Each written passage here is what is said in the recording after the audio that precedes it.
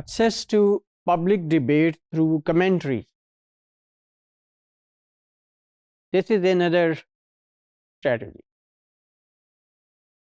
So, the central theme of all these related modules has been how we can have access to wider audience, engage people, non-academic, how we can spread our knowledge, our research. So this time we will discuss another strategy, and this is commentary. Commentary, you are asked to comment on some issue, and definitely by media. Media is a marketplace of ideas. We have already talked about it. One form of sharing LGS research on language, gender, and sexuality is through public comments. The comments you publicly give through media. Researcher can also take part in the public debate. If there is some debate on gender issues, so you can take part in that debate. You can assert your own point of view in that debate. Cameron suggests, the British gender scholar, ways to communicate expert knowledge to non-experts in LG. So she suggests some effective ways to take part in public debate, how you can make your contribution worthwhile. First of all, researchers can point out biases of statistical analysis. Often you might have seen people quoting numbers and figures. Such and such percent of people favor this, oppose this, and this is statistical analysis. Numbers often exaggerate facts. So researcher can point it out. They can clarify misconceptions, and doubtful claims are challenged by them. Second strategy is researchers can contextualize public views, because often you have observed that people talk about things out of context, and when things are out of context, so they cannot be easily interpreted.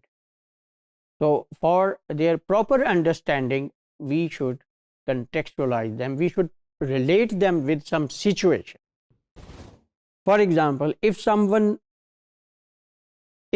film or play, a TV play on gender is criticized, the researcher can invite attention to its historical or political background. Why are you criticizing it without any evidence? First of all, see its historic background, political background, and then relating it with that background, you should give your comments. They contextualize the opinions, and only academics can do this. Third thing is, researchers can disentangle, सुलझा सकते हैं, clarify कर सकते हैं complex narratives.